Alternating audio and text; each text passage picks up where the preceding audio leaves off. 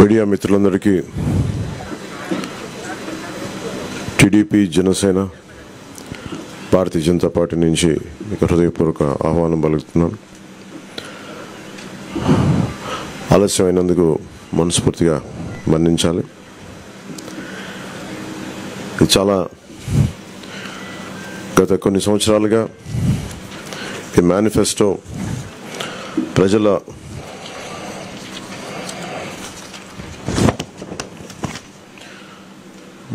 తెలుగుదేశం పార్టీకి జనసేనకి రెండు పార్టీలకి ముఖ్యంగా వచ్చిన రిప్రజెంటేషన్స్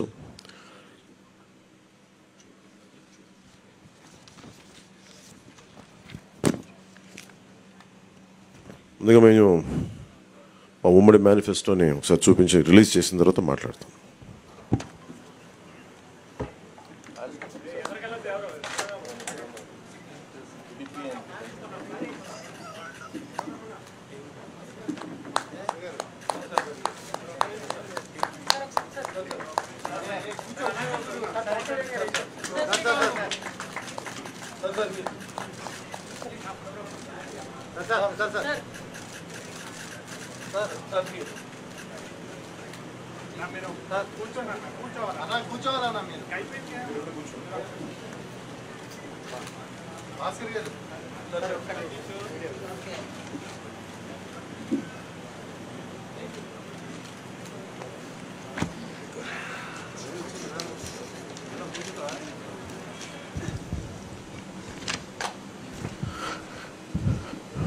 ఓకే, తెలుగుదేశం పార్టీకి జనసేన పార్టీకి వారి యోగంలో వచ్చిన రిప్రజెంటేషన్స్, అలాగే జనవాణి కార్యక్రమంలో వచ్చిన వినతులు కానీ ఆన్లైన్లో వచ్చిన సూచనలు కానీ అందరికీ రెండు పార్టీలకు వచ్చిన సూచనలని క్రోడీకరించి ఈ మేనిఫెస్టో తయారు చేయడం జరిగింది. ముఖ్యంగా రాష్ట్ర ప్రజల నేటి అవసరాలను తీరుస్తూ రేపటి ఆకాంక్షలకు సాకారం చేసే ఈ మేనిఫెస్టోని కూటమి ప్రభుత్వం పరిశుభ్రంగా దీన్ని అమలు చేస్తుంది. దీంట్లో ముఖ్యమైన అంశాలు ఏమేమి తీసుకున్నామంటే, ఆంధ్రప్రదేశ్ ప్రజల భవిష్యత్తు ఆల్మోస్ట్ కత్తి మొనపైన వేలాడుతూ ఉంది. ప్రపంచంలోనే అత్యంత శక్తివంతమైన తెలుగు జాతి నేడు ఆంధ్రప్రదేశ్ పరిస్థితిని చూసి తలదించుకుంటుంది. లూటీ కోసమే 13 లక్షల కోట్లు అప్పు చేసి రాష్ట్ర ఆర్థిక వ్యవస్థను దివాళా తీయించారు. గత 5 ఏళ్లుగా అన్ని రంగాల్లో రాష్ట్రం తిరోగామి దిశలో పయనిస్తున్నది. సమాజంలో ఎటు చూసినా అభద్రత, అశాంతి, హత్యలు, ఆత్మహత్యలు కనిపిస్తున్నాయి. ధరలు, పన్నులు, ఛార్జీలు, అప్పుల బాధుడితో ఒక్కో కుటుంబం పైన దాదాపు 8 లక్షల భారం మోపారు. 10 రూపాయలు ఇచ్చి 100 రూపాయలు కొట్టేస్తూ పొద్దున్నే పథకం కింద డబ్బులు ఇచ్చి సాయంత్రం సారా కింద పట్టుకెళ్ళిపోయే ఈ ప్రభుత్వం చేస్తూ ఉన్నారు. పట్టభద్రుల నిరుద్యోగంలో 24% దేశంలోనే ఏపీ మొదటి స్థానంలో ఉంది. రైతుల ఆత్మహత్యల్లో 3వ స్థానంలో, 18 ఏళ్లలోపు బాలికలపై జరుగుతున్న అత్యాచారాల్లో 2వ స్థానంలో ఉంది. పోలవరం నదుల అనుసంధానాన్ని గోదాట్లో ముంచేశారు. సంపద సృష్టి, ఉపాధి కల్పనా కేంద్రమైన ప్రజా రాజధాని అమరావతిని విధ్వంసం చేశారు. SC, ST, BC, minority sub-plan నిధుల్ని 1,00,000 కోట్లు దారి మళ్లించారు. ఇక అన్నా క్యాంటీన్లు కానీ, నిరుద్యోగ భృతి కానీ, పండగ కానుకలు లాంటి 100కి పైగా తెలుగుదేశం ప్రభుత్వ సంక్షేమ కార్యక్రమాలు రద్దు చేశారు. ముఖ్యంగా గత కొద్ది రోజులుగా నేను మాట్లాడుతాను ల్యాండ్ టైటిలింగ్ యాక్ట్ పేరు మీద. పట్టా పుస్తకాల మీద ఆంధ్రప్రదేశ్ రాజముద్ర తీసి జగన్ ఫోటో వేయించుకొని తన అచ్చరాకైన పనులు చాలా చేస్తూ లక్షలాది ఎకరాల ల్యాండ్ టైటిలింగ్ యాక్ట్ పేరు మీద లక్షలాది ఎకరాలని ప్రజల ఆస్తుల్ని కబ్జా చేస్తున్నారు. ల్యాండ్, శాండ్, వైన్, మైన్, గంజాయి, డ్రగ్స్, ఎర్రచందనం, రేషన్ బియ్యం మాఫియాలతో దాదాపు 8 లక్షల కోట్ల ప్రజాధనాన్ని కొల్లగొట్టారు. స్థానిక సంస్థల ఎన్నికల్లో బీసీ రిజర్వేషన్లని 10% కోత కోసి 16,800 రాజ్యాంగ పదవులకి బీసీలకి దూరం చేశారు. విషపూరిత మద్యం పోసి 35 లక్షల మంది ఆరోగ్యాలు నాశనం చేశారు. 30,000 మంది ప్రాణాలు తీసి వారి భార్యలకి పసుపు తాడులు మంట కలిపారు. గృహ నిర్మాణం పేరుతో పేదల్ని అప్పులు పాలు చేశారు. ప్రశ్నించిన ప్రతిపక్షాలు ఎస్సీ, ఎస్టీ, బీసీ, మైనారిటీలని 600 మందిని హత్య చేశారు. వివేకానంద రెడ్డి గారి హంతకుల్ని ఇంకా కాపాడుతూనే ఉన్నారు. స్థానిక సంస్థలకు కేంద్రం ఇచ్చిన 12,000 కోట్ల రూపాయలని దారి మళ్లించారు. గ్రామ పట్టణాభివృద్ధిని దెబ్బతీశారు దారి మళ్లించి. ఈ విధ్వంస పరిస్థితులను చక్కదిద్ది రాష్ట్రాన్ని గాడిలో పెట్టేందుకే ఎన్నికల రూపంలో ఒక అవకాశం మన ముందుకు వచ్చింది. ఈ విధ్వంస పాలన సాగనంపి స్వర్ణాంధ్రను నిర్మించుకోవడానికే మా కూటమి అభ్యర్థులకి ఘన విజయం చేకూర్చాల్సిన అవసరం ప్రతి ఓటరు పైన ఉన్నదని విజ్ఞప్తి చేస్తున్నాం. తెలుగుదేశం పార్టీ చేసిన సూపర్ 6, అలాగే జనసేన ప్రతిపాదించిన షణ్ముఖ వ్యూహం, ఈ మూడిటితో కలిపి ముందుగా మేము 12తో ప్రారంభించి ఈరోజు సంపూర్ణంగా అన్ని ఎస్సీ ఎస్టీ అన్ని రకాల వర్గాలకి, ముస్లిం మైనారిటీలకి, క్రిస్టియన్లకి, అన్ని సంఘాల వాళ్ళకి, అన్ని రంగాల వాళ్ళకి చాలా సమగ్రంగా ఏర్పడిన కూటమి ఇది మన ఈ మేనిఫెస్టో. ఇది ముఖ్యంగా దీంట్లో నేను మీ దృష్టికి తీసుకొచ్చేది యువతకి 20 లక్షల ఉద్యోగాలు ఈ 5 సంవత్సరాల్లో, అలాగే నెలకి మనకి 3,000 రూపాయలు నిరుద్యోగ భృతి, స్కూల్కి వెళ్ళే ప్రతి విద్యార్థికి ఏడాదికి 15,000 రూపాయలు, ప్రతి రైతుకి ఏటా 20,000 ఆర్థిక సాయం, ప్రతి మహిళకి నెలకి 1,500 రూపాయలు, 19 సంవత్సరాల నుంచి 59 సంవత్సరాల వరకు, ప్రతి ఇంటికి ఏడాదికి ఉచితంగా 3 గ్యాస్ సిలిండర్లు, మహిళలకి ఉచిత బస్సు ప్రయాణం,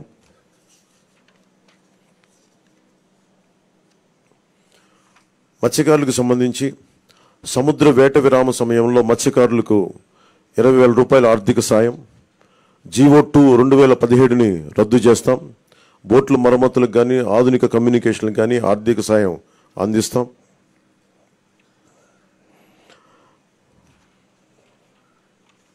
ముఖ్యంగా ఆర్యవైశ్య సంక్షేమానికి, ఆర్యవైశ్య కార్పొరేషన్కి తగు మేరకు నిధులు కేటాయింపు, చిరు వ్యాపారాలకు వడ్డీ లేని రుణాల సౌలభ్యం, స్వేచ్ఛాయుత వాతావరణంలో వ్యాపార నిర్వహణకు పటిష్ట చర్యలు, ముఖ్యంగా కన్యకా పరమేశ్వరి అమ్మవారి ఆత్మార్పణ దినోత్సవాన్ని అధికార కార్యక్రమంగా చేపడతాం.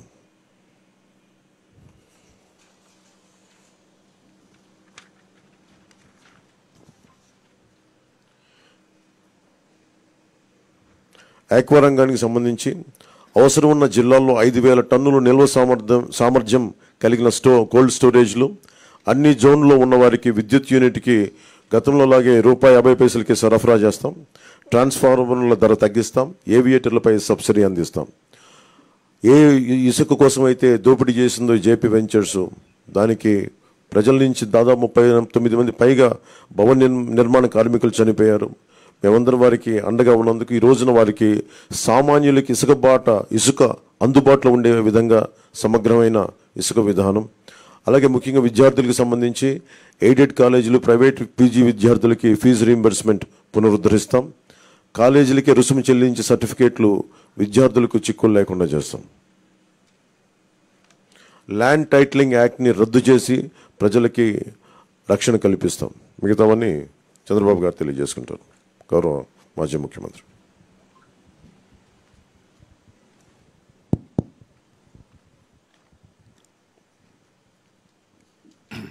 గౌరవనీయులు కొద్దిగా వాళ్ళు గౌరవనీయులు పవన్ కళ్యాణ్ గారు, గౌరవనీయులు సిద్ధార్థరాజ్ సింగ్ గారు, పత్రికా విలేకరులకు అందరికీ నమస్కారాలు. ఇప్పుడే పవన్ కళ్యాణ్ గారు మీకు సూచనగా చెప్పడం జరిగింది. అయితే దీనిపైన చాలా తరో ఎక్సర్సైజ్ చేశాం. ఒక పక్కన తెలుగుదేశం పార్టీ, జనసేన ఇద్దరు కూడా కూర్చొని తరో ఎక్సర్సైజ్ చేసిన తర్వాత బీజేపీ సూచనలు కూడా కొంతవరకు తీసుకొని మేము ముందుకెళ్ళాం. ఎందుకంటే వాళ్ళు అక్కడ ఎన్డీఏ నేషనల్ స్థాయిలో మేనిఫెస్టో ఇచ్చారు, కానీ రాష్ట్ర స్థాయిలో ఎక్కడ కూడా మేనిఫెస్టోతో వాళ్ళు అసోసియేట్ కావడం లేదు. అయితే దీనికి పూర్తి సహకారం అందిస్తారనే ప్రగాఢ విశ్వాసం, అదే మరి నమ్మకం. అందుకే వారు కూడా వ్యక్తిగతంగా వచ్చి ఎండార్స్ చేయడానికి వారు ముందుకు వచ్చారు. కాబట్టి కేంద్ర సహకారం మెండుగా ఉంటుంది, పూర్తిగా ఉంటుంది. అదేవిధంగా ఈ యొక్క మేనిఫెస్టోను అమలు చేసే బాధ్యత జనసేన, తెలుగుదేశం 2 పార్టీలు తీసుకుంటాం. ఇక్కడికి వచ్చినప్పుడు పోయిన సంవత్సరమే మేము సూపర్ 6 తీసుకొచ్చాం.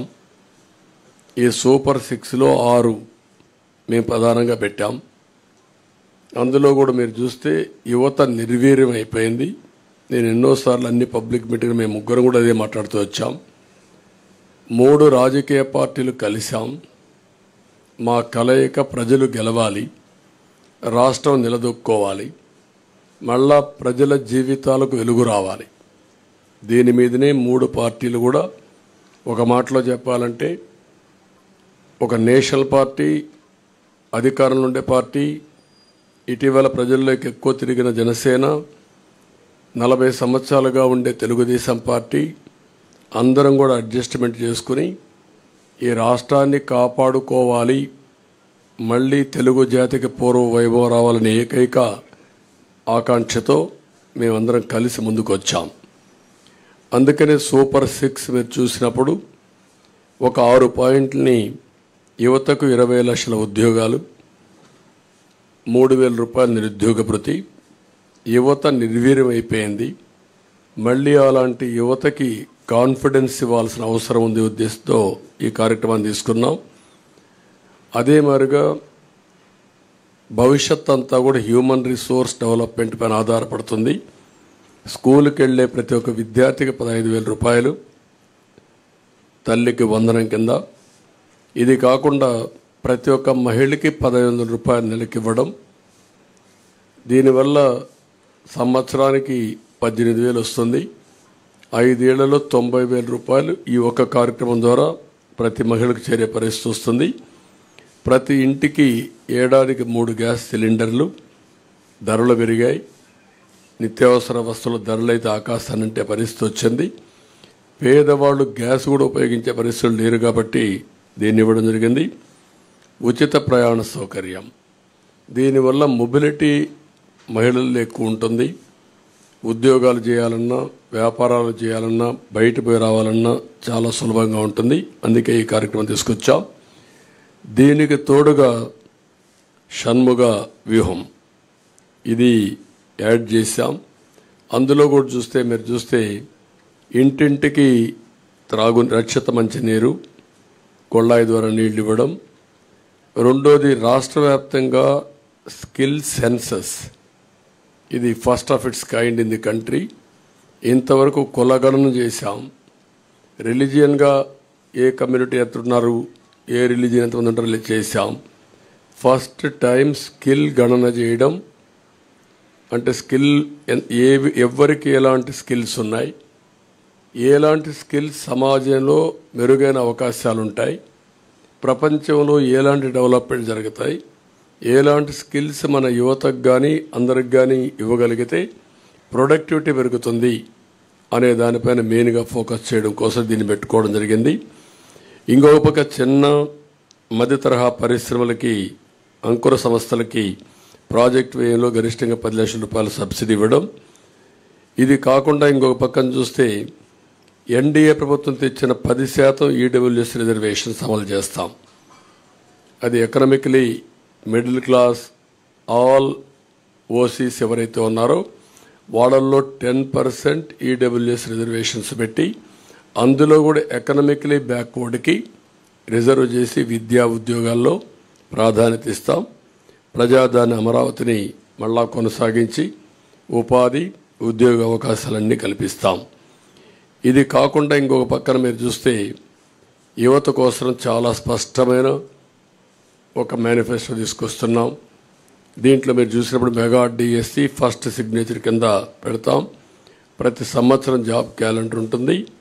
ఉత్తరాంధ్ర, కోస్తా, రాయలసీమ ఉద్యోగ కల్పనకి ఏ అవకాశాలు ఉన్నాయో అన్నీ ఉపయోగించుకుంటాం. ఎంఎస్ఎంఈకి ఎక్కువ ప్రోత్సాహం ఇస్తాం. పరిశ్రమలకు అనుకూలంగా పాలసీలు తీసుకొస్తాం. మళ్ళీ పెద్ద ఎత్తున పెట్టుబడులు తీసుకొచ్చి రాష్ట్రానికి ఉపాధి అవకాశాలు కల్పించే బాధ్యత తీసుకుంటాం. యువత ఎప్పుడు సాలిడ్గా ఫ్యూచరిస్టిక్గా ఉండడం కోసం క్రీడల్ని ప్రోత్సహిస్తాం. డిజిటల్ లైబ్రరీస్ని ఎక్కడికక్కడికి అందుబాటులో తీసుకొచ్చి ఉద్యోగ అవకాశాలే కాకుండా నాలెడ్జ్ అప్గ్రేడ్ చేసుకుంటూ ముందుకెళ్తారు. అదే సమయంలో బీసీ డిక్లరేషను మేము జైహో బీసీ పెట్టాం. బీసీ డిక్లరేషన్ తీసుకున్నాం. 50 సంవత్సరాలకే నెలకు 4,000 రూపాయలు పెన్షన్ బీసీలకు ఇస్తాం. బీసీలకు వాళ్ళ రక్షణ కోసం ప్రత్యేకమైన చట్టం ఒకటి తీసుకొస్తాం.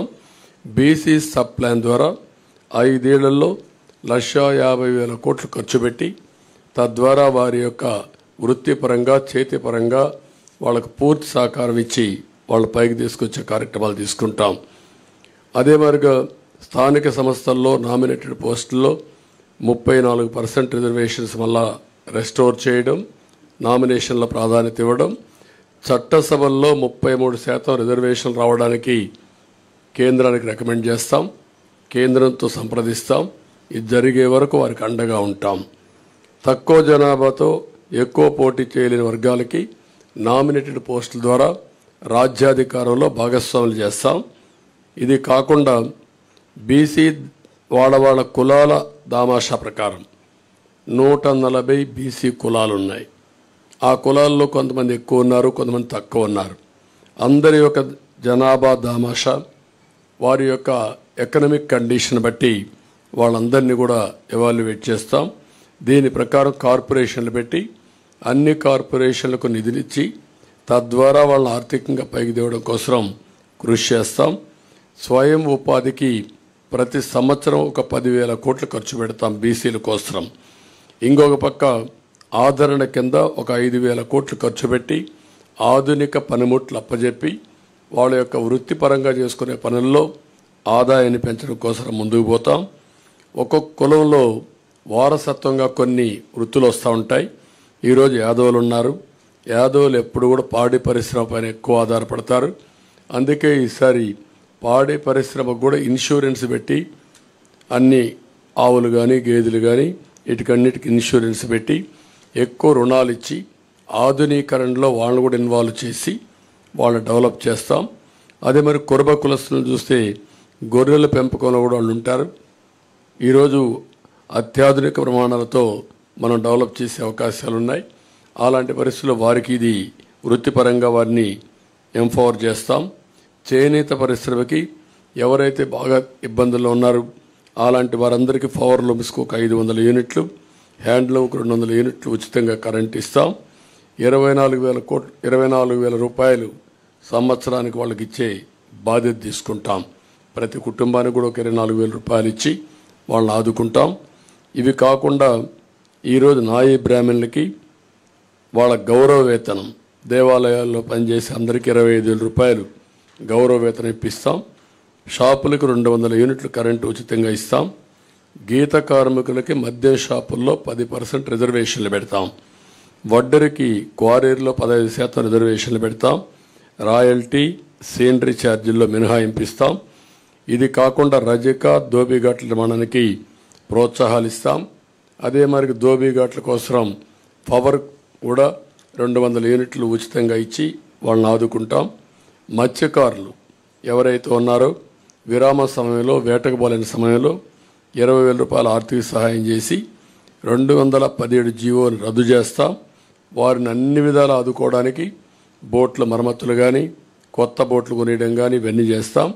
ఎక్కడికక్కడ ఏవైతే చిన్న చిన్న పోర్ట్స్ ఇవన్నీ ఉన్నాయో దానికి కూడా ప్రాధాన్యత ఇచ్చి వారిని ఆదుకోవడం కోసం ముందుకెళ్తాం. స్వర్ణకారుల అభివృద్ధి కోసం కొత్తగా ఒక కార్పొరేషన్ పెడతాం. వారిని కూడా ఆదుకుంటాం. ఎవరైతే ఈ ప్రభుత్వంలో అతి దారుణంగా తోట చంద్రయ్య, అమర్నాథ్ గౌడ్, జల్లయ్య యాదవ్, పాల సుబ్బారావు ఇలాంటి వ్యక్తులను అతి క్రూరంగా చంపేశారు, ఆ కేసులన్నీ రీఓపెన్ చేస్తాం. తప్పకుండా కఠినంగా యాక్షన్ చేసి వాళ్ళందరిపైన కఠిన చర్యలు తీసుకొని వాళ్ళ ఆత్మకు శాంతి కలిగే విధంగా బీసీల కోసం మేము పనిచేస్తాం. ఇంకొక పక్క మహిళలు ఉన్నారు. నేను ముందే సూపర్ 6లో 4 కార్యక్రమాలు మహిళలకే ఇచ్చాం. అదే సమయంలో డాక్రా సంఘాలకి ఎంపవర్ చేయడం కోసం 10 లక్షల రూపాయల వరకు రుణాలు ఇచ్చి వడ్డీ లేని రుణాలు ఇచ్చి వాళ్ళని ఆదుకుంటాం. అదే సమయంలో ఈరోజు జరిగే విధానం చూస్తే 10 రూపాయలు ఇచ్చి 100 రూపాయలు అలాగే ఇస్తున్నారు, 1000 రూపాయలు దోచేస్తున్నారు. ఆ విధానానికి స్వస్తి చెప్పి సంపద సృష్టించడం తెలిసిన పార్టీలు ఇవి.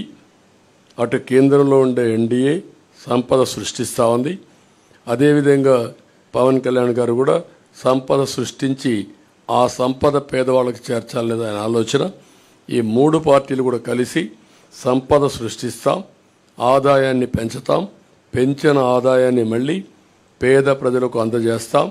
అదే సమయంలో హ్యాండ్ హోల్డింగ్ చేసి మనం ఇచ్చిన డబ్బులతో ఎక్కువ ఆదాయాన్ని సంపాదించుకునే మార్గం కూడా చూపిస్తాం.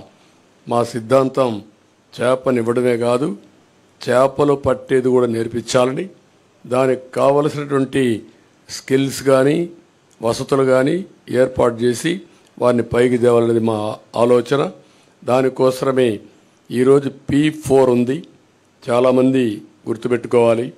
ఈరోజు ఎకనామిక్ రిఫార్మ్స్లో P3 అంటే పబ్లిక్ ప్రైవేట్ పార్ట్నర్షిప్తో రోడ్లు వచ్చాయి, ఎయిర్పోర్ట్లు వచ్చాయి, పోర్ట్లు వచ్చాయి, టెలికమ్యూనికేషన్ వచ్చింది, పవర్ వచ్చింది. దీనివల్ల సంపద వచ్చింది, పోటీ పెరిగింది, సమర్థత పెరిగింది. అదే సమయంలో ఈరోజు మా ఆలోచన భవిష్యత్తులో P4 అంటే పబ్లిక్ ప్రైవేట్ పీపుల్స్ పార్ట్నర్షిప్. ఈరోజు 10% బాగా ఆర్థికంగా పైకి వచ్చిన వాళ్ళు, కనీసం ఒక 20 మంది కిందన ఆర్థికంగా వెనుకబడిన వాళ్ళని పైకి తెచ్చే సామాజిక బాధ్యత తీసుకోవాల్సిన అవసరం ఉంది. ఇది జరగాలి. అందుకే ఏ పని చేసినా పేదవారి కోసం చేయాలనుకుంటున్నాం. దీనికి ప్రత్యేకమైన శ్రద్ధ పెట్టాం. పేదరిక నిర్మూలన అసాధ్యం కాదు. ఈ టెక్నాలజీ పెద్ద హ్యాండీగా ఉంది మనకు. నాలెడ్జ్ ఎకానమీ సాధ్యం. ఇది చేయడం కోసం అందుకే మేము తీసుకున్నది కూడా మీరు చూస్తే కాంప్రహెన్సివ్గా తీసుకున్నాం. ఇక్కడ కూడా మీరు గుర్తుపెట్టుకోవాల్సింది 2047 చాలామందికి అనుమానం ఉంది. ఎట్లా చేస్తారని చెప్పి మాట్లాడుతున్నారు మా క్రిటిక్స్ అందరూ. సంపద సృష్టించడం తెలిసిన పార్టీ తెలుగుదేశం పార్టీ. ఆ సంపద సృష్టి కూడా ఆటోమేటిక్గా ఏదైతే ఉందో ఒక ఎకో సిస్టమ్ క్రియేట్ చేస్తే డెస్ట్రాయ్ చేయకపోతే కంటిన్యూగా ముందుకు పోయే పరిస్థితి వస్తుంది. దానికి ఒక నిదర్శనం ఒక హైదరాబాద్, లేకుంటే ఐటీ రంగం, అలాంటివన్నీ చేసి ముందుకెళ్తాం. అదే సమయంలో అంగన్వాడీ కార్యకర్తలను ఆదుకుంటాం. ఉద్యోగాలు చేసే మహిళలకు హాస్టల్ వసతి ఏర్పాటు చేసి వాళ్ళకి రక్షణగా నిలబడతాం. ఇంకొక పక్కన కొంతమంది గర్ల్స్ మధ్యలో చదువు ఆపేసి మళ్ళీ వాళ్ళు కంటిన్యూ చేయాలి అనే ఆలోచన ఉంది. అలాంటి వారికి కళలకు రెక్కలనే పథకం కింద ఇంట్రెస్ట్ ఫ్రీ లోన్ ఎంతైనా కానీ ఇచ్చి వాళ్ళని పైకి తీసుకొచ్చే బాధ్యత, వాళ్ళు సెటిల్ అయిన తర్వాత ఆ డబ్బులు తిరిగి కట్టే బాధ్యత, అది కూడా వడ్డీ లేకుండా కట్టే బాధ్యత తీసుకొస్తాం. పండుగ కానుకలు, పెళ్లి కానుకలు నేను కొన్ని దీంట్లో పెట్టకపోయినా అన్న క్యాంటీన్ ఇవన్నీ కూడా పునరుద్ధరిస్తాం. మళ్ళీ పేదవాళ్ళకు అండగా ఉంటాం. ఈ ప్రభుత్వంలో ఉద్యోగస్తులు చాలా నష్టపోయారు. వ్యవస్థ చిన్నాభిన్నమైపోయింది. వ్యక్తులు కూడా ఆ ఉద్యోగాలను చేసే వాళ్ళందరూ వ్యవస్థలు డెస్ట్రాయ్ అయినాయి, వ్యవస్థలు నిర్వీర్యం అయిపోయినాయి. నిధులు లేకుండా ఒక పక్క, భయపెట్టే ఒక పక్క, అస్తవ్యస్తమైనటువంటి విధానాలు, వీటన్నిటిలో దెబ్బతిన్నారు. రెండోది వాళ్ళు కూడా చాలా నిరాశ నిస్పృహల మధ్యలో ఉన్నారు. ఒక మాటలో చెప్పాలంటే సమాజం మొత్తం దెబ్బతిన్నప్పటికీ ఉద్యోగస్తులైతే నిర్వీర్యమైపోయారు. వారి నమ్మకాన్ని కోల్పోయే పరిస్థితికి వచ్చారు. ప్రభుత్వంలో ఎప్పుడు ఉద్యోగస్తుల మొరేలు బాగుంటే వారే సంపద సృష్టించాలి, వారే సేవలు అందించాలి, వారి వల్ల కూడా ప్రగతి జరగాలి. మేము పాలిటీషియన్స్ పాలసీలు నిర్ణయిస్తాం, దాన్ని ఎగ్జిక్యూట్ చేసేది సమర్థవంతంగా ఉద్యోగస్తులు చేయాల్సిన అవసరం ఉంది. ఒక్క ఎగ్జాంపుల్ మీరు చూస్తే ఉపాధ్యాయులు ఎంత నిర్వీర్యమైపోయారంటే, ఒకప్పుడు మోస్ట్ రెస్పెక్టెడ్ కమ్యూనిటీ ఉపాధ్యాయుడు, తల్లి తండ్రి తర్వాత గురువు తర్వాత దైవం. అలాంటి ఉపాధ్యాయుడి నిస్సహాయ స్థితి, ఏం చెప్పుకోలేని పరిస్థితి. కడాన మద్యం షాపుల్లో కాపలాకు పెడితే అది కూడా నోరిప్పి చెప్పలేని పరిస్థితి. చెప్పితే కేసులు పెట్టడం. కనీసం వాళ్ళ రైట్స్ కోసం ఎప్పుడు కూడా ప్రజాస్వామ్యంలో ప్రజాస్వామ్య హక్కుల కోసం మాట్లాడే వ్యక్తులు ఇంటలెక్చువల్ కమ్యూనిటీ టీచర్స్. అలాంటి టీచర్స్ నోరిప్పలేని పరిస్థితి తీసుకొచ్చారు. ఇంకొక పక్కన మనం ఒకసారి చూస్తే వీళ్ళందరిలో పిఆర్సీ లేదు, ప్రావిడెంట్ పిఎఫ్ లేదు, సరెండర్ లీవులు లేవు, లేకపోతే టీఏలు లేవు, లేకపోతే ఏది కూడా లేకుండా 20,000 25,000 కోట్ల రూపాయలు బకాయిలు పెట్టి అడిగితే వాళ్ళ మీద కేసులు పెట్టడం, వాళ్ళ సంఘ నాయకులను అరెస్టులు చేయడం, కావాలని కేసులు పెట్టి ఏసీబీ కేసులు పెట్టి వేధించడం ఇది ఒక ఆనవాయితీగా అయిపోయింది. అందుకని మళ్ళా వాళ్ళ యొక్క ఆత్మ విశ్వాసాన్ని పెంచుతాం, ఆత్మ గౌరవాన్ని పెంచుతాం. ఆ విధంగా పీఆర్సీ ఇవ్వడం కానీ, పీఆర్సీ వచ్చే లోపల ఇంటీరియం రిలీఫ్ కూడా ఇస్తాం. ఇంటీరియం రిలీఫ్ ఇచ్చి వాళ్ళకి ఇవ్వాల్సిన డబ్బులు కూడా ఫేజ్డ్గా అవన్నీ కూడా క్లియర్ చేసి ప్రతి నెల జీతాలు వచ్చే పరిస్థితికి మళ్ళీ తీసుకొస్తాం. ఆర్థిక వ్యవస్థని మెరుగుపరుస్తాం. అదే మరిగా ఏదైతే సిపిఎస్ ఉందో ఆ సిపిఎస్ను కూడా సమీక్ష చేసి ఏ విధంగా దీన్ని చేస్తే పరిష్కార మార్గం, సరైన మార్గం చూపించగలుగుతామో దానికి కూడా ఒక సమస్య పరిష్కారం కోసం కృషి చేస్తాం. ఇది కాకుండా తక్కువ జీతాలు ఉంది అవుట్సోర్సింగ్ కానీ, లేకపోతే అంగన్వాడీ కానీ, లేకపోతే మీకు పోలీసు వ్యవస్థల్లో ఉండే వీళ్ళందరికీ కానీ వాళ్ళందరినీ ఏ విధంగా చేయాలి అవన్నీ చేస్తాం. వాలంటీర్స్కి కూడా ఒక 10,000 రూపాయలు వేతనం పెంచుతాం. పాడి పరిశ్రమ స్వయం ఉపాధికి ఉపయోగపడుతుంది. దీన్ని కూడా పెద్ద ఎత్తున అభివృద్ధి చేస్తాం. ఇది కాకుండా కాపు సంక్షేమం కోసం ఒక 15,000 కోట్ల రూపాయలు ఖర్చు పెడతాం. ఇప్పుడు ఫస్ట్లో మీరు చూస్తే ఈబీసీ తీసుకొచ్చాం. ఈబీసీ తీసుకొచ్చినప్పుడు 10% ఈబీసీలకు రిజర్వేషన్ చేసే పరిస్థితి వస్తుంది. 10% అంటే ఉద్యోగాల్లో, కాలేజ్ సీట్లలో 10% ఉంటుంది. అందులో కాపులు ఎక్కువ మంది ఓసీస్లో వెనుకబడిన వర్గాలు ఉంటే, ఆర్థికంగా వెనుకబడి ఉంటే వాళ్ళకి ఎక్కువ రిజర్వేషన్లు వస్తాయి. ఆ విధంగా దామాషా ప్రకారం వారి వారి ప్రాధాన్యతను బట్టి దానికి ఇచ్చే పరిస్థితి వస్తుంది. అవసరమైతే 5 ఏళ్లకు ఒకసారి సమీక్ష చేసుకుంటాం, ఎకనామిక్ సర్వే చేపిస్తాం. ఆ సర్వే ప్రకారం ముందుకు పోతాం. ఇక్కడికి వచ్చినప్పుడు కాపు యువతకి, మహిళలకి నైపుణ్యాభివృద్ధి, స్వయం ఉపాధికి ఎక్కువ ప్రాధాన్యత ఇస్తాం. కాపు భవనాలు కూడా కట్టి వారిని ఆదుకుంటాం. అదే సమయంలో ఆర్యవైశ్య సంక్షేమం కోసం ముందుకు పోతాం. క్షత్రియ సంక్షేమం, అగ్రవర్ణాల్లో ఉండే ఇతర పేదలకు కూడా న్యాయం చేయడం, ఇవి చేస్తూనే ఈరోజు ప్రత్యేక కార్పొరేషన్ ఏర్పాటు చేసి ఎక్కడికక్కడ ఇవన్నీ ముందుకు తీసుకుపోతాం. ఇంకొక పక్క పెన్షన్ కూడా మొన్నే అనౌన్స్ చేశాం. 4,000 రూపాయలు పెన్షన్ ఇస్తున్నాం. అది కూడా ఏప్రిల్ నుంచి ఇస్తాం. పెంచిన పింఛను ఏప్రిల్ నుంచి ఇచ్చి, ఇంకొక పక్కన వికలాంగులకి, దివ్యాంగులకి 6,000 రూపాయలు ఇస్తాం. వైకల్పానికి పూర్తిగా అంటే 2 కాళ్ళు చేతులు లేకుండా అవస్థపడే వాళ్ళకి 15,000 రూపాయలు ఇస్తాం. కిడ్నీ, తలసేమియా వంటి దీర్ఘ వ్యాధులు ఉండే వాళ్ళకి 10,000 రూపాయలు పింఛన్ ఇస్తున్నాం. ఇది కాకుండా 2 సెంట్లు ఇంటి జాగా గ్రామీణ పట్టణ ప్రాంతాల్లో, గ్రామాల్లో 3 సెంట్లు ఇస్తాం. ఇవి కాకుండా మీరు ఒకసారి చూస్తే ఇప్పటికే మంజూరైన పట్టాలకు ఇళ్లు కట్టిస్తాం. ఎవ్వరికి ఇంటి జాగాలు క్యాన్సిల్ చేయం. అదే సమయంలో అక్కడే ఇళ్లు కట్టించే పరిస్థితి తీసుకొస్తాం. ఇళ్ళు లేని ప్రతి ఒక్కరికి టిట్కో ఇళ్ళు ఇమీడియట్గా హ్యాండ్ ఓవర్ చేస్తాం. ఇవి కాకుండా అందరికీ ఇళ్లు కట్టించే పరిస్థితి తీసుకొస్తాం. ఎస్సీ ఎస్టీ సంక్షేమానికి కట్టుబడి ఉన్నాం. జిల్లాల వారీగా వర్గీకరణ కూడా చేస్తాం. ఎస్సీ ఎస్టీలకు 50 సంవత్సరాలకే పింఛన్ ఇస్తాం. సప్లాన్ నిధులు వారి అభివృద్ధి కోసమే ఖర్చు పెడతాం. ఏజెన్సీలో ఆదివాసీ ఉపాధ్యాయులు నియామకం చేస్తాం. జీవో నెంబర్ 3 మళ్ళీ రివైవ్ చేస్తాం.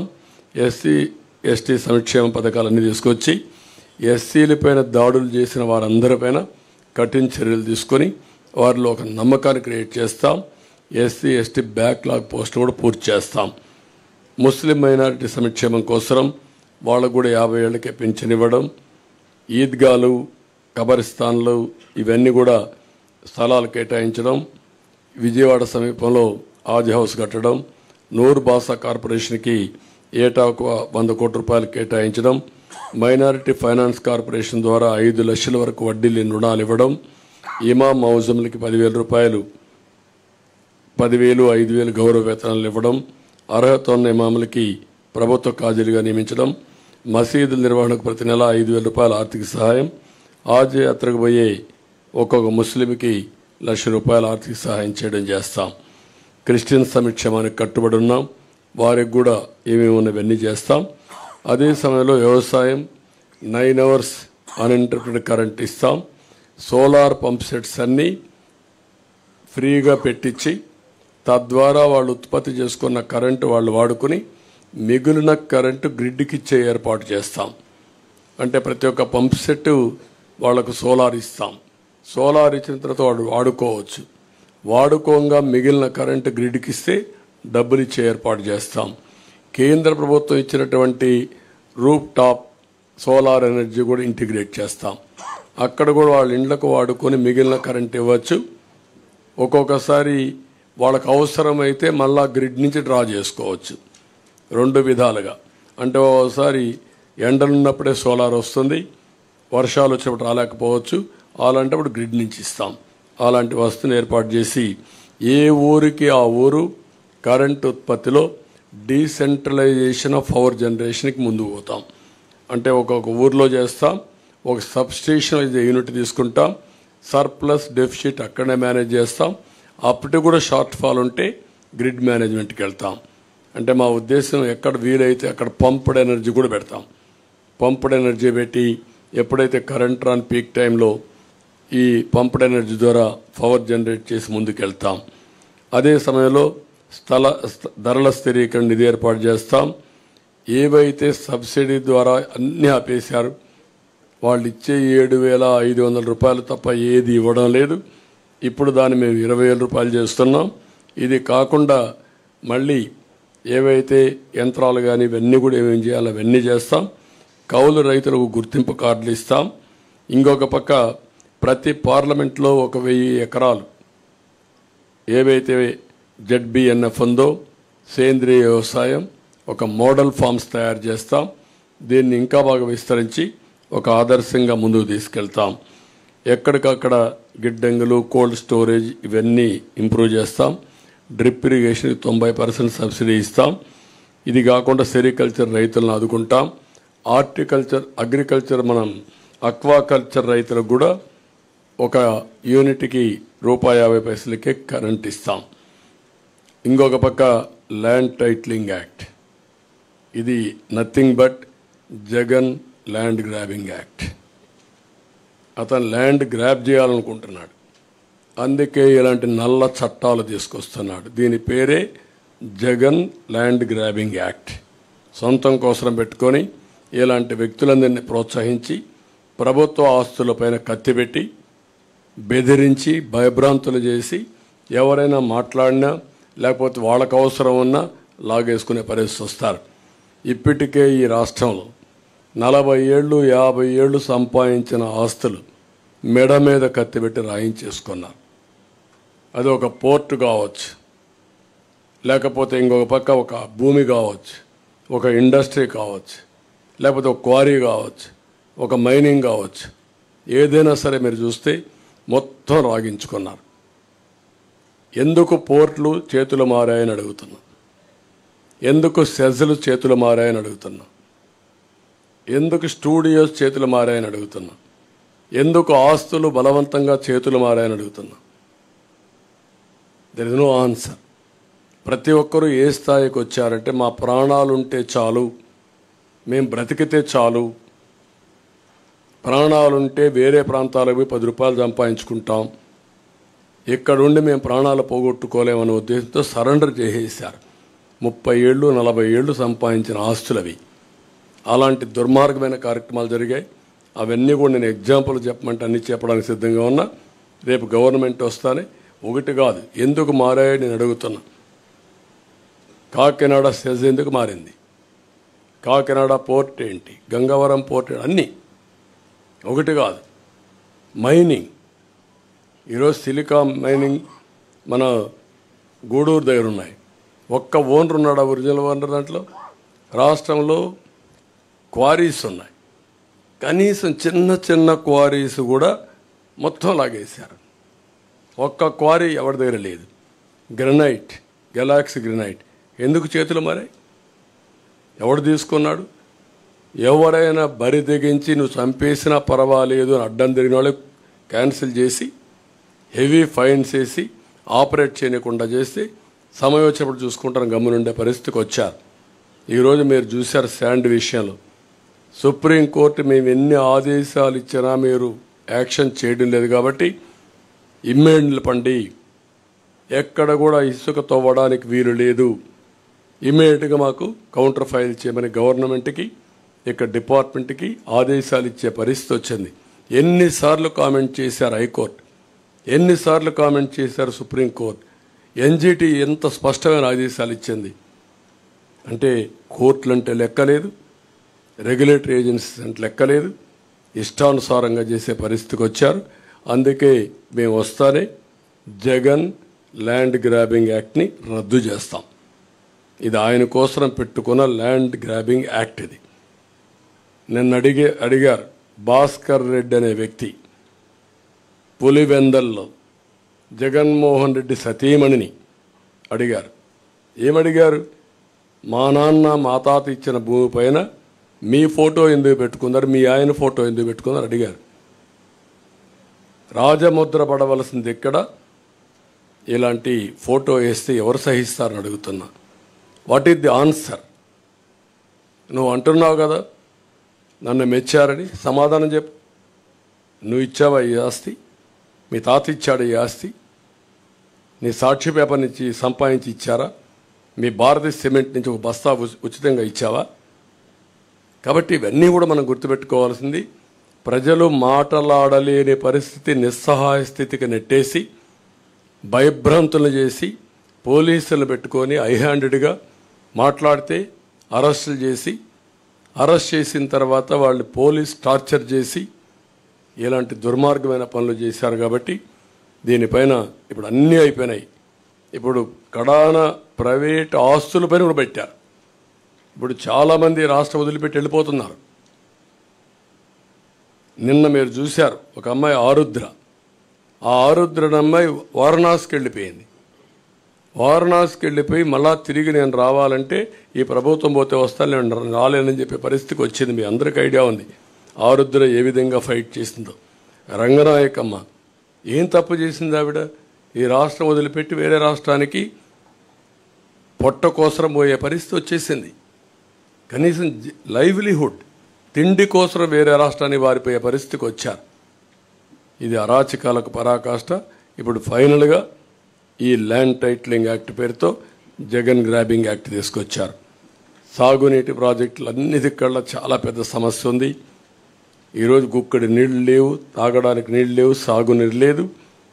నీళ్ళన్నీ మిస్మేనేజ్మెంట్ అయినాయి, సముద్రంలోకి వెళ్ళిపోయినాయి, ప్రాజెక్టులు ఏది పూర్తి కాలేదు. ఇరిగేషన్ మేనేజ్మెంట్ అడ్వాన్స్ స్థాయిలో ఉంది. కాలువలు దవ్వలేదు, పంట కాలువలు లేవు, డ్రైనేజెస్ లేవు, వాటర్ మేనేజ్మెంట్ లేవు, రిజర్వాయర్లు కొట్టుకోబోతున్నాయి. ఇంతవరకు మీరు చూస్తే అన్నమయ్య ప్రాజెక్టు కొట్టుకొని పోతే ఏం చేస్తారో చెప్పలేని నిస్సహాయ స్థితి. గుండ్లకమ్మ ప్రాజెక్టు గేట్స్ 3 సార్లు కొట్టుకోబోయే పరిస్థితి, పులిచింతల గేట్స్ కొట్టుకోబోయే పరిస్థితి. What is the reason? కనీసం మెయింటెనెన్స్ లేదు. ఇలాంటివన్నీ ఉన్నాయి. అన్ని ఇరిగేషన్ ప్రాజెక్ట్స్ పూర్తి చేస్తాం. పోలవరం గోదావరి అయిపోయింది, పోలవరం పూర్తి చేస్తాం, నదులు అనుసంధానం చేస్తాం. అక్కడి నుంచి ఆల్ ప్రాజెక్ట్స్ ప్రాధాన్యత ఇచ్చి ముందుకు తీసుకెళ్తాం. అదే మరి కార్మికులకు రవాణా రంగం, ఇందులో కూడా మీరు చూస్తే ఆల్ డ్రైవర్స్ వాళ్ళని ఓనర్ చేసే విధంగా 4 లక్షల రూపాయల వరకు సబ్సిడీ ఇచ్చి 5% వడ్డీతో వాళ్ళకు రుణాలు ఇప్పించే బాధ్యత తీసుకుంటాం. అదే మరిగా డ్రైవర్ సాధికార సంస్థ పెట్టి వాళ్ళకు ప్రమాద బీమా, హెల్త్ ఇన్సూరెన్స్, విద్యా రుణాలు వంటివి సంక్షేమ కార్యక్రమాలు అమలు చేస్తాం. బ్యాడ్జ్ కలిగిన ప్రతి ఆటో డ్రైవర్కి, ట్యాక్సీ డ్రైవర్కి, ఈవీ లైసెన్స్ కలిగిన ప్రతి లారీ టిప్పర్ డ్రైవర్కి 15,000 రూపాయలు సంవత్సరానికి ఆర్థిక సహాయం చేస్తాం ఆల్ డ్రైవర్స్కి. జీవో నెంబర్ 21 ఇది ఫైన్లు భారం తగ్గించడం రద్దు చేసి మళ్ళీ ఫ్రెష్గా తీసుకొస్తాం. గ్రీన్ ట్యాక్స్ కూడా తగ్గిస్తాం. అసంఘటిత రంగ కార్మికుల కోసం చంద్రన్న బీమా మళ్ళా తీసుకొస్తాం. భవన నిర్మాణ బోర్డు పునరుద్ధరిస్తాం. ముఠా కార్మికుల సంక్షేమానికి ప్రత్యేకమైన బోర్డు కూడా తీసుకొస్తాం. మళ్ళీ ఇన్సూరెన్స్ చంద్రన్న బీమా పథకాన్ని తీసుకొచ్చి సహజ మరణానికి 5 లక్షలు, యాక్సిడెంట్ జరిగిపోతే 10 లక్షల రూపాయలు ఆర్థిక సహాయం చేస్తాం. ఫస్ట్ టైం హెల్త్ ఇన్సూరెన్స్ తీసుకొస్తున్నాం. ప్రతి ఒక్క కుటుంబానికి 25 లక్షల రూపాయలు హెల్త్ ఇన్సూరెన్స్ చేస్తాం. 25 లక్షల రూపాయలు ఇన్సూరెన్స్ ఇప్పిస్తాం. ప్రతి ఒక్కరిది డిజిటల్ హెల్త్ కార్డ్స్ ఎస్టాబ్లిష్ చేస్తాం. ప్రతి ఒక్క మండలంలో జనరిక్ మెడికల్ షాప్ ఒకటి పెడతాం. అవి పెట్టినప్పుడు చాలా కాస్ట్ ఎఫెక్టివ్గా ఉంటుంది. అవి కూడా పెట్టి అందరికి అందుబాటులో పెడతాం. బీపీ, షుగర్ వంటి నాన్ కమ్యూనికబుల్ డిసీజెస్ ఉండే వాళ్ళందరికీ ఉచితంగా జనరిక్ మెడిసిన్స్ని సప్లై చేస్తాం. విద్యుత్ ఛార్జీలు నియంత్రణ చేస్తాం. మళ్ళా కట్టడి చేస్తాం. అవినీతి అరికడతాం. సమర్థత పెంచుతాం. ఇంకొక పక్క చెత్త పన్ను ఇలాంటివన్నీ కూడా రద్దు చేస్తాం. ఇంటి పన్నులు కూడా హేతుబద్ధత ఉండాలి. ఇవన్నీ కూడా ఎక్కడికక్కడ సమీక్ష చేస్తాం. పెట్రోల్, డీజిల్ కూడా ధరల నియంత్రణ చేస్తాం.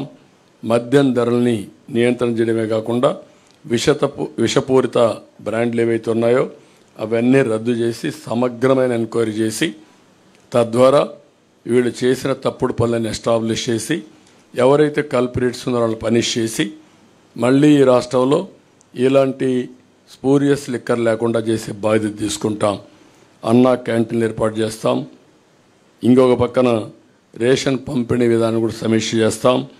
Fee reimbursement, aided colleges, private fee విద్యార్థులకు fee ఇప్పిస్తాం.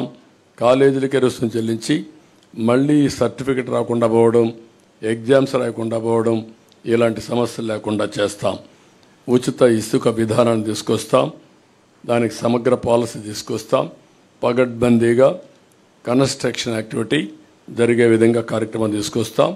Vidya KG to PG syllabus అంతా కూడా రివ్యూ చేస్తాం. రాష్ట్రంలో అనేక స్కూళ్ళు 117 జీవో వల్ల మూతపడిపోయినాయి. అవన్నీ ఏం చేయాలో చేస్తాం. విదేశ విద్యని మళ్ళీ ప్రారంభిస్తాం. మళ్ళీ అందరికి వర్తిస్తాం.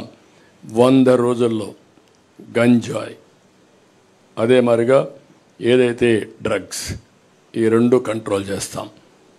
ఐరన్ హ్యాండ్తో డీల్ చేస్తాం. ఉక్కు పదంతో అణిచివేస్తాం. ఎట్టే పరిస్థితుల్లో ఈ రాష్ట్రంలో డ్రగ్స్ ఉండడానికి వీల్లేదు, గంజాయి ఉండడానికి వీల్లేదు. 5 ఏళ్లలో ఒక్కసారి కూడా సమీక్ష చేయనటువంటి బాధ్యత లేని ముఖ్యమంత్రి. ఊరూరా నిత్యావసర మంచినీళ్ళు దొరకలేదు కానీ గంజాయి దొరికే పరిస్థితి వస్తూ ఉంది. అదే సమయంలో ఆక్వాకల్చర్ని అభివృద్ధి చేస్తాం. సమగ్ర అభివృద్ధి, ఇవన్నీ జరగాలంటే సమగ్ర అభివృద్ధితో ముందుకు పోవాల్సిన అవసరం ఉంది. ఆ సమగ్ర అభివృద్ధి చేస్తాం.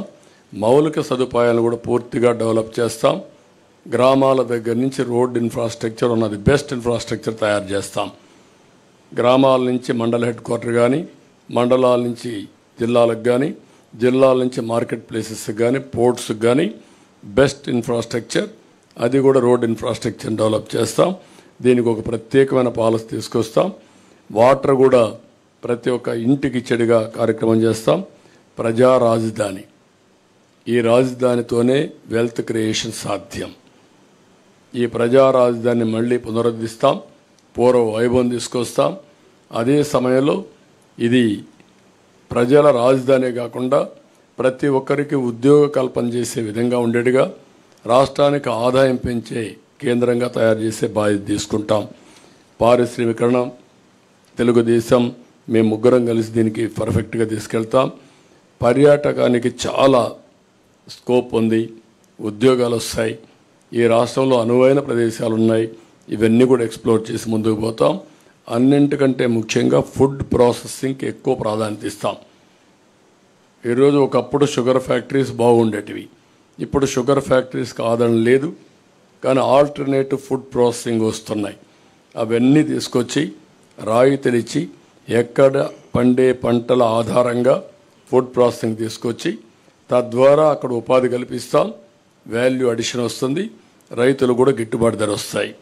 ఇది కాకుండా అతి ముఖ్యమైన విషయం దేవాలయాలు, బ్రాహ్మణుల సంక్షేమానికి కూడా మేము కట్టుబడి ఉన్నాం. ఇందులో మీరు చూస్తే హిందూ దేవాలయాలు, సత్రాల పరిరక్షణకు కూడా ఒక ఎండోమెంట్ బోర్డు ఏర్పాటు చేస్తాం. ముస్లిం ప్రాపర్టీస్కి ఎట్లయితే వర్క్ బోర్డ్స్ పెడుతున్నామో అక్కడ కూడా చాలా స్ట్రిక్ట్గా ఉంటాం.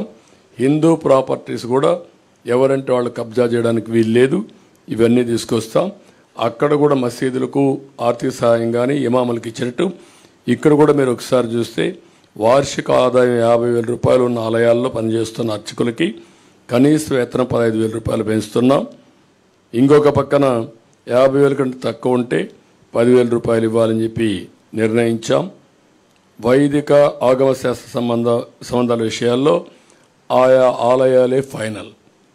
ఈరోజు చాలా వరకు ప్రార్థనాలయాల్లో కూడా ఇంటర్ఫేర్ అయ్యారు పాలకులు. ఇది చాలా దుర్మార్గమైన కార్యక్రమం. కడాల రాముడు తల నరికేస్తే మేము అక్కడికి పోతే మా మీద కేసులు పెట్టారు. ఇంతవరకు ఎవరా తల నరికేశారో చెప్పలేకపోయారు. అంటే దేవుణ్ణి కూడా కాపాడితే నేరం అయిపోయింది ఈ పాలనలో. అలాంటి నా మీద పెట్టిన 24 కేసుల్లో 23 కేసుల్లో రాముడి తల తీసేసిన కేసు కూడా ఒకటి. అంటే ఎంత దుర్మార్గంగా ఎంత దారుణంగా పోతున్నారో మీరు గుర్తుపెట్టుకోవాల్సిన అవసరం ఉంది. వీళ్ళు ఇంకా మాట్లాడే నైతిక హక్కు ఏముందో నాకైతే అర్థం కావడం లేదు. అదే మరిగా ఇంకొక పక్క బ్రాహ్మిన్స్ అందరికీ ప్రతి ఒక్క ట్రస్ట్లో ఒక మెంబర్గా పెడుతున్నాం. ఎందుకంటే వాళ్ళ మీద ఒక విశ్వాసం ఉంది. వాళ్ళ దేవాలయాల పునరుద్ధరణ కానీ దేవాలయాల్లో దీపాలు పెట్టి నైవేద్యం ఇచ్చేసేది కాబట్టి వాళ్ళకి ఆ గౌరవం పెంచాల్సిన అవసరం ఉంది. ఇంక్లూడింగ్ తిరుమల తిరుపతి దేవస్థానంతో సహా ప్రతి ఒక్క బోర్డులో వాళ్ళని ఒక మెంబర్గా పెడతాం. వాళ్ళ సాంప్రదాయాలు అవన్నీ కూడా వాళ్ళు పాటించే పరిస్థితి వస్తుంది. ఇంకొక పక్కన తిరుపతి ఒంటిమిట్ట లాంటి పుణ్యక్షేత్రాలని అక్కడుండే అవన్నీ కూడా మన ఆగమ శాస్త్రాలు కావచ్చు, మన సాంప్రదాయాలు కావచ్చు, అవన్నీ కూడా కాపాడడం కోసం మళ్ళీ ఇవన్నీ ముందుకు తీసుకెళ్తాం.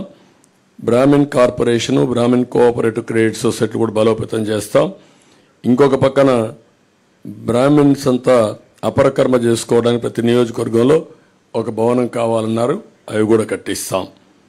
ఇవన్నీ చేసి బ్రాహ్మిన్స్ అంతా వేద విద్య అభ్యసించిన నిరుద్యోగులు కూడా ఉన్నారు, వాళ్ళకు కూడా ఒక 3,000 రూపాయల ఆర్థిక సహాయం చేస్తాం నిరుద్యోగ భృతి కింద. ఇవి కాకుండా ఇంకొక పక్క ఉత్తరాంధ్ర అభివృద్ధికి మేము కట్టుబడి ఉన్నాం. విశాఖపట్నం ఆర్థిక రాజధానిగా చేస్తాం. పెద్ద ఎత్తున ఇండస్ట్రీస్ తీసుకొస్తాం. అదే మాదిరిగా భావనపాడు, విశాఖపట్నం ఎయిర్పోర్ట్ ఇవన్నీ చేసి విశాఖపట్నానికి పూర్వ వైభవం తీసుకొస్తాం. లా అండ్ ఆర్డర్ కంట్రోల్ చేస్తాం. ఈ కబ్జాలు అరికడతాం. రాయలసీమని హార్టికల్చర్ హబ్గా చేస్తాం. ఇండస్ట్రీస్ తీసుకొస్తాం. చెన్నై, బెంగళూరు ఇండస్ట్రియల్ కారిడార్లో ఉండే ముఖ్యమైన నోడ్స్ అని డెవలప్ చేసి రాయలసీమ అభివృద్ధిని, రాయలసీమని ఆటోమొబైల్ హబ్గా తయారు చేస్తాం. ఇప్పటికే మీరు చూస్తే కియా మోటార్స్ వచ్చింది, హీరో మోటార్స్ వచ్చింది, అపోలో టైర్స్ వచ్చింది, ఇలాంటి చాలా వచ్చాయి. ఆ ఎకో సిస్టమ్ కంటిన్యూ చేస్తాం.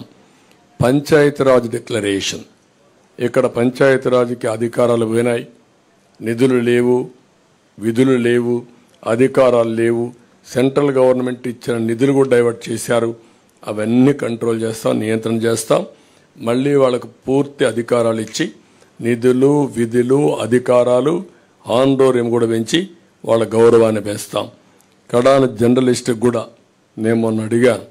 ఒకప్పుడు తెలుగుదేశంలో 2,500 మందికి అక్రిడిషన్ ఉంటే ఇప్పుడు 1000 పడిపోయినాయి. ఒక సాక్షి, TV9 లేకపోతే NTV వీళ్ళకి మాత్రం ఉన్నాయి. అది ఈరోజు ఈ రాష్ట్రంలో పరిస్థితి. మీడియా పైన నియంత్రణ, మీడియా పైన దౌర్జన్యం. అందుకే పూర్వ వైభవం తీసుకొస్తాం. అందరికి అక్రిడిషన్ ఇస్తాం. ఉచిత నివాసం మీరు ఉండడానికి హౌస్ సైట్స్ లేకుండా చాలామంది అవస్థపడుతున్నారు. అవి పేపర్ మీదనే ఉన్నాయి. మీ విషయం కూడా మొట్టమొదటిసారి మా ఎలక్షన్ మేనిఫెస్టోలో పెడుతున్నాం కాబట్టి ఇది కూడా మీకు శుభవార్త. ఇది కాకుండా న్యాయవాదుల కోసం కూడా ప్రభుత్వ స్టైఫండ్ కింద 10,000 రూపాయలు ఇస్తాం. జూనియర్ న్యాయవాదులకు ప్రత్యేకమైన ట్రైనింగ్ ఇచ్చి వాళ్ళకు కూడా ఒక అకాడమీ ఏర్పాటు చేస్తాం. ఇది కూడా మీకు వాళ్ళకు కూడా ఒక ఫండ్ ఒకటి క్రియేట్ చేస్తాం. అగ్రిగోల్డ్ ఆస్తులు అమ్మి వారిని కూడా ఆదుకుంటాం. ఫైనల్గా గుడ్ గవర్నెన్స్, సమర్థవంతమైన పాలనతోనే ఇది సాధ్యం. ఈ గుడ్ గవర్నెన్స్లో ఒక భాగం లా అండ్ ఆర్డర్. ఎక్కడ లా అండ్ ఆర్డర్ పటిష్టంగా ఉంటే అక్కడ పీస్ ఉంటుంది, ఎక్కడ పీస్ ఉంటే అక్కడ ప్రాస్పరిటీ ఉంటుంది. దానికి కూడా మేము కట్టుబడి ఉన్నాం. గట్టిగా నిర్ణయాలు చేసి లా అండ్ ఆర్డర్ మెయింటైన్ చేసి పటిష్టమైన యంత్రాంగాన్ని తయారు చేసి మళ్ళీ అనుకున్న ఇవన్నీ సాధిస్తామని చెప్పి తెలియజేసుకుంటూ ఇప్పుడు ప్రజలందరినీ కోరుతున్నా, మేము చేయాల్సిన అన్ని ప్రయత్నాలు చేసి మీ ముందుకు వస్తున్నాం. ఇప్పటికే మీరు పూర్తి ఆదరణ చూపిస్తున్నారు. 3 పార్టీల అభ్యర్థుల్ని 25 పార్లమెంట్లు, 175 అసెంబ్లీ, 3 పార్టీ అభ్యర్థులు ఎక్కడుంటే అక్కడ ఓట్లేసి అందరినీ గెలిపించే బాధ్యత తీసుకోమని ఆశీర్వదించమని ప్రజలందరినీ కోరుతున్నాం.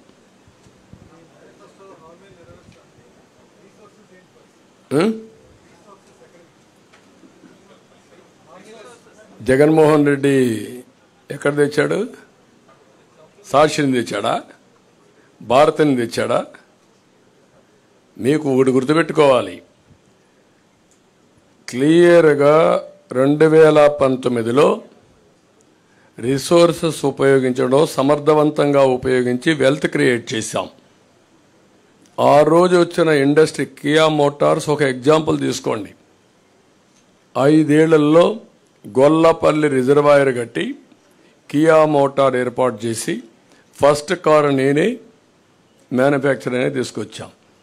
ఇప్పటికి 12 లక్షల కార్లు ఉత్పత్తి అయ్యింది, ప్రపంచం మొత్తం తిరుగుతున్నాయి. దానివల్ల లాభాలేంటి? 15,000 కోట్ల రూపాయలు పెట్టుబడులు పెట్టారు. దగ్గర 12,000 15,000 మంది పనిచేస్తారు డైరెక్ట్గా. దాని మీద ట్రక్ ఓనర్సు, ట్రక్ డ్రైవర్సు, అక్కడ ఉండే అకామిడేషను అన్నీ కలుపుకుంటే ఒక 30,000 కుటుంబాలు బాగుపడ్డాయి. దీనివల్ల ప్రభుత్వానికి ఆదాయం వస్తూ ఉంది, ట్యాక్సెస్ ద్వారా 1,000 కోట్లనే వస్తుంది. ఆ డబ్బులతో మనం సంక్షేమ కార్యక్రమాలు ఇస్తున్నాం. మీరు ఒక్క ఎగ్జాంపుల్ చెప్పండి, ఈ 5 ఏళ్లలో ఒక్క పరిశ్రమ వచ్చిందా? ఒక్క డెవలప్మెంట్ జరిగిందా? ఆదాయం ఎక్కడి నుంచి వస్తుంది?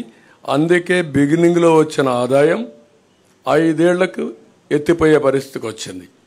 ఇప్పుడు అప్పులు చేశారు. ఇప్పుడు ఏమంటున్నాడు? నేనేమీ చేయలేనని చేతులెత్తేసే పరిస్థితికి వచ్చాడు. ఎందుకు చేతులెత్తేసాడు? Reason is very simple. ఇప్పుడు ఏమీ చెయ్యలేమనే పరిస్థితికి వచ్చేసాడు. అంటే ఎప్పుడు కూడా మీ ఖర్చులు మీ ఆదాయాన్ని రెండు ఉంటాయి, అప్పులు కూడా ఉంటాయి. అప్పులు తెచ్చిన తర్వాత ఎగ్జాస్ట్ అయిపోయారు. నీకు అప్పిచ్చేవాళ్ళు లేడు. ఇప్పుడు అప్పిచ్చేవాళ్ళు లేరు, ఆదాయం వచ్చే మార్గాలు లేవు. ఆదాయ మార్గాలు మొత్తం క్లోజ్ చేసేసాం. అప్పులు ఇచ్చేవాళ్ళు చేతులెత్తే పరిస్థితికి వచ్చారు. ఇప్పుడు మిమ్మల్ని జప్తు చేసే పరిస్థితికి వచ్చారు. చేతులెత్తడం కాదు, జప్తు చేసే పరిస్థితికి వచ్చారు. ఒక్క అమరావతి ఒక ఎగ్జాంపుల్. 2,70,000 కోట్ల రూపాయలు ఆయన బటన్ నొక్కారంటున్నాడు. ఒక్క అమరావతిలో 3 లక్షల కోట్ల రూపాయలు యాజ్ ఆన్ టుడే ప్రజల ఆస్తి ఆవిరైపోయింది. వై? మీరేమీ చేసి ఉండక్కర్లేదు. యాజ్ ఇట్ ఈజ్ అమరావతిని వదిలిపెట్టుంటే 3 లక్షల కోట్లు వచ్చేది. దీనికి వ్యతిరేకంగా మీరేం చేశారు? 13 లక్షల కోట్లు అప్పు చేశారు. దానికి వడ్డీ కట్టాలి. అస్తవ్యస్త ఆర్థిక విధానాల వల్ల, విధ్వంసం వల్ల ఈ రాష్ట్రం సర్వనాశనం అయింది. ఆ మాట చెప్తున్నాం. ఎవరైతే మీరు అడిగే క్వశ్చన్కి 94, 95లో జీతాలు ఇవ్వలేని పరిస్థితి హైదరాబాద్లో. గుర్తుపెట్టుకోండి, 3 నెలలకు ఒకసారి జీతాలు ఇచ్చాను. తర్వాత అక్కడి నుంచి నిర్ణయాలు చేశాం. 2004కు మిగుల బడ్జెట్, మిగుల కరెంటు సంపాదించాం. ఏం చేశామని ఆలోచిస్తే సంస్కరణలు తీసుకొచ్చాం, సంపద సృష్టించాం, ఆదాయాన్ని పెంచాం. ఆ మాటే చెప్పాం. మేము ఆదాయం పెంచే మార్గాలు మాకు తెలుసు, మళ్ళీ అభివృద్ధి చేసే మార్గాలు మాకు తెలుసు. అది చేయకుండా ఒట్టి మాటలతో, అది కాకుండా మాకు ఒక బ్రాండ్ ఉంది, కమిట్మెంట్ ఉంది 3 పార్టీలకి. ఈరోజు దేశంలో నేను అడుగుతున్నా, ఇదే స్పీడ్లో పోతే నేను కూడా చెప్పాను, ఈయనకి డ్రైవింగే రాదు, పరిపాలన చేత కాదు. సరే బస్సు ఎక్కిచ్చారు అందరూ కలిసి, డ్రైవర్ సీట్లో కూర్చొని పెట్టాం. వాడు రివర్స్లో పోతానంటున్నాడు. డ్రైవింగ్ రాని వాడు రివర్స్ దొలితే ఏమవుతుందండి? అదే చేశాడు ఈ రాష్ట్రాన్ని. రివర్స్ టెండరింగ్ ఏంటి? బుద్ధుండేవాడు ఏమైనా చేస్తాడు రివర్స్ టెండరింగ్? మాట్లాడడానికి ఏమైనా ఉందా మీకు? మీరు రాసిన కొంతమంది ఉంది, బ్లూ మీడియా ఉందని కూడా వాళ్ళకి ఆనందం. వాళ్ళు ఏ ముంచేసినా పర్వాలేదు, వీళ్ళు ఇక్కడ కూడా ఉండరు. అలాంటి కమిట్మెంట్ లేని రాజకీయాలతో ఈ రాష్ట్రం నాశనం అయింది. ఈరోజు నేను ఒక ఎగ్జాంపుల్ చెప్పాను మీకు, సింపుల్ అండి, మీరంతా ఇంటలెక్చువల్స్.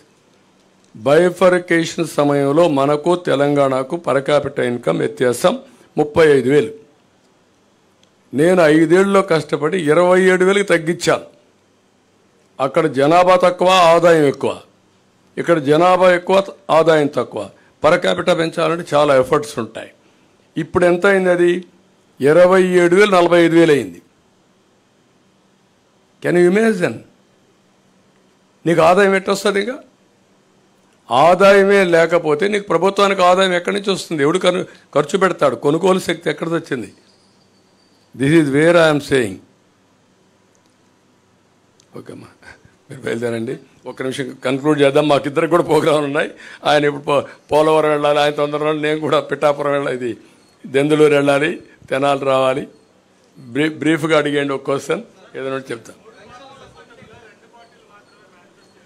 తప్పులేదు, ఎందుకంటే వాళ్ళు ఒక సిద్ధాంతపరంగా నేషనల్ లెవెల్లో ఎన్డీఏ ఉంటుంది. ఎన్డీఏ మేనిఫెస్టో ఇచ్చారు. ఏ రాష్ట్రంలో కూడా వాళ్ళు మేనిఫెస్టోలు ఇన్వాల్వ్ కావడం లేదు. సంఘీభావాన్ని తెలియజేస్తారు. ఆ మాట వారు కూడా చెప్తా వినండి. Sir. But sir, BJP has given any assurance if they come into power, they will support Andhra Pradesh under leadership. Will they give a special status implementation? I think my support here from the BJP on the release of TDP and Jan Sena is in itself a message that this alliance is going to deliver for the people, aspiration of the people of Andhra Pradesh and the national aspiration at the national level. So, double engine Sarkar will work here once the results are out on the 4th June, and you will see how we work together. How many Lok Sabha seats you are expecting from Andhra Pradesh? Sir, we have already said there is a 400 par, 400 plus. Andhra will contribute the maximum percentage which comes from any other states. What are the BJP assurances to Andhra Pradesh, specifically on this occasion of manifesto? My sitting here is in itself a support, sir. It is a Janasena and TDP manifesto. I'm asking about you. Sir, this is my manifesto is a national. Don't get confused. I'm a national party. We released a national manifesto. There was no other party, regional party with us. We released it. It's a TDP and Jan Sena alliance and BJP alliance is there, but they have released their manifesto. And BJP is sitting in support. What more do you want?